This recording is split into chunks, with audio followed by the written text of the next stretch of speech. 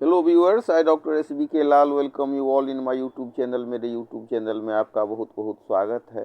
अगर आप इस चैनल पर नए हैं तो चैनल को सब्सक्राइब कर लें। यह वीडियो नवान पर आधारित है, मिथिला का नवान। और उसके बाद हम तुलना करेंगे कि पूरे दुनिया में नवान के बारे में क्या मान्यता है। धान के देवी की पूजा लगभग पूरे दक्षिण पूर्वी एशियाई देशों में होती है और वहाँ एक विशेष रिचुअल्स, रस्म और लोक संस्कृति से जुड़ा हुआ ये पर्व होता है। तो अलग अलग जगह पर अलग अलग ढंग से नवान मनाया जाता है, देवी की पूजा की जाती है। और मिथिला में तो अग्निदेव, विष्णु और वरुण को भी भोग लगाया जाता है। तो कहीं कई परिवार में अपने कुल देवी को नया अन्न अर्पित किया जाता है। तो यह एक पारंपरिक लोक पर्व है जो नई खरीफ फसल आने पर हर्षोल्लास से मनाया जाता है। किसान खेत से नया धान काट कर लाते हैं, कुमारी लड़कियां चूड़ा तैयार करती है।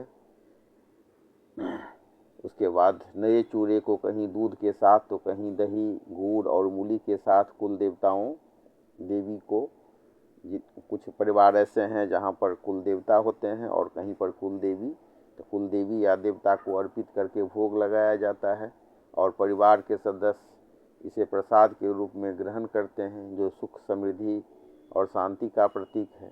तो इसमें अलग अलग रस्म हैं। कहीं पर आप देख सकते हैं कि 14 उपलों से आग जला करके नए चावल या चूड़े का भोग अग्नि देवता, विष्णु और वरुण को लगाया जाता है। तो कहीं पर कुल देवी और देवता को मनाया जाता है। और हम चर्चा कर रहे हैं भारत के अलग अलग प्रांत सब में हम देख सकते हैं अलग अलग तरह का रिचुअल्स को। लेकिन दक्षिण पूर्व एशिया के देशों की बात करें तो वहाँ धान को केवल एक फसल नहीं बल्कि जीवन का आधार और एक पवित्र तत्व माना जाता है। यही कारण है कि यहाँ के लोक जीवन और पौराणिक कथाओं में धान की देवी को अत्यंत महत्वपूर्ण स्थान प्राप्त है। विभिन्न देशों में अलग अलग नामों से इन्हें जाना जाता है, इस धान के देवी को। अगर हम इंडोनेशिया की बात करें तो वहाँ देवी श्री नाम से इस धान के देवी को पूजा जाता है। इंडोनेशिया, विशेषकर जावा, बाली और सुमात्रा में धान की देवी को देवी श्री कहा जाता है। इन्हें उर्वरता और समृद्धि की देवी माना जाता है। लोक मान्यताओं में इन्हें अक्सर हिंदू देवी लक्ष्मी का ही एक रूप माना जाता है। कई जगह आप देख सकते हैं कि माँ अन्नपूर्णा को लक्ष्मी का रूप माना जाता है। तो बाली और जावा के किसान अच्छी फसल के लिए देवी श्री को समर्पित शेष अनुष्ठान करते हैं। उन्हें अक्सर हाथ में धान की बाली लिए हुए चित्रित किया जाता है। थाईलैंड में ये जो धान की देवी हैं उनको माए फोसप कहा जाता है। थाईलैंड में धान की देवी को माए फोसप या माए ख्वान खाओ, चावल की समृद्धि की माँ कहा जाता है।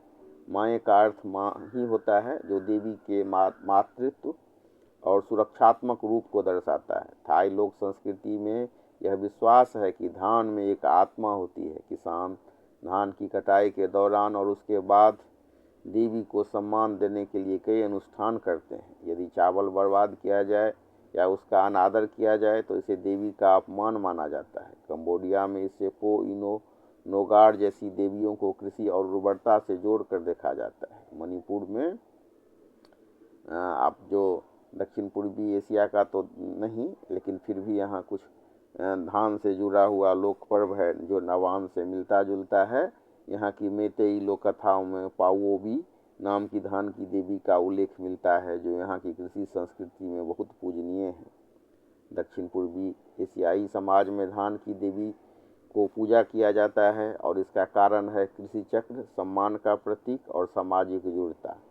बुआई से लेकर कटाई तक हर चरण में देवी को खुश करने के लिए प्रार्थनाएं की जाती हैं। सम्मान का प्रतीक है ये देवी। धान की कटाई के लिए अक्सर छोटे फिंगर नाइफ का उपयोग किया जाता है ताकि धान की आत्मा को कोई चोट नहीं पहुंचे। ये अनुष्ठान समुदायों को एक साथ लाते हैं और प्रकृति के प्रति आभार व्यक्त करने का माध्यम बनते हैं। ये देवियाँ केवल फसल को रक्षा करने वाली शक्तियाँ नहीं बल्कि ये इन समाज के उस गहरे आध्यात्मिक संबंध का भी प्रतीक है जो उन्हें धरती और भोजन से जोड़ती हैं।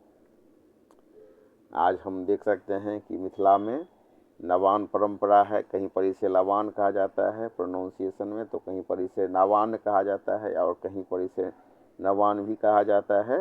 तो यह एक विशिष्ट रूप में मनाया जाता है। मिथिला की कृषि संस्कृति और लोक आस्था का एक बहुत ही सुंदर और महत्वपूर्ण हिस्सा है ये नवान्न।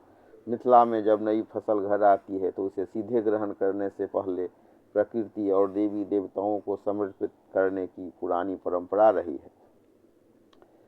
मिथिला के किसान नई फसल को मां अन्नपूर्णा या कुल देवी का आशीर्वाद मानते हैं। चूड़ा, दूध और गुड़ का यह भोग उनको लगाया जाता है और यह इस बात का प्रतीक है कि धरती ने हमें जो दिया है उसका पहला हिस्सा प्रकृति के नाम ही समर्पित किया जाए। उसके बाद शुद्धता के प्रतीक के रूप में कच्चा धान को हमेशा से अपनाया जाता रहा है। भारतीय संस्कृति में कच्चा धान को बहुत पवित्र माना जाता है। दूध और गुड़ के साथ इसे मिलाकर अर्पित करना देवी को प्रसन्न करने का एक बहुत ही सरल और सात्विक तरीका है। वहीं पर हम देख सकते हैं कि नवान्न का अर्थ ही होता है नया अन्न। तो यह केवल एक भोजन नहीं बल्कि एक अनुष्ठान है। जिस दिन लवान्न या नवान्न होता है उस दिन किसान अपने खेतों से नई फसल के कुछ अंश घर पर लाते हैं, उन्हें कूट कर चूड़ा बनाते हैं और फिर दूध और गुड़ के साथ उसका भोग तैयार करते हैं। मिथिला क्षेत्र में इस दौरान लोकगीतों के माध्यम से देवी से यह प्रार्थना की जाती है कि जैसे आज हमारी थाली भरी हुई है वैसे ही हमारे घर में समृद्धि बनी रहे।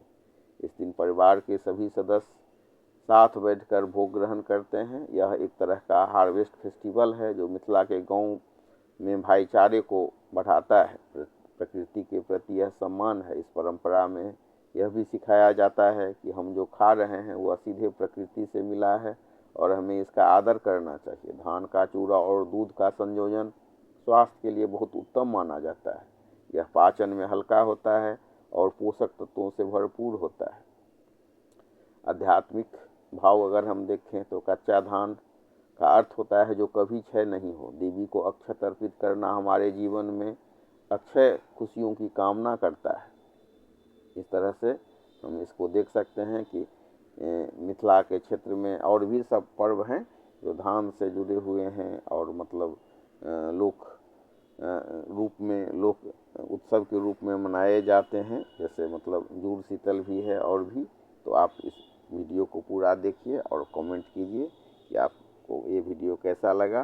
तो हम फिर आपको और भी जो लोक उत्सव सब है उसके बारे में बताएंगे। फिलहाल हम धान से जुड़ी हुई एक बहुत ही रोचक खबर आप तक पहुंचा रहे हैं। इस खबर के हिसाब से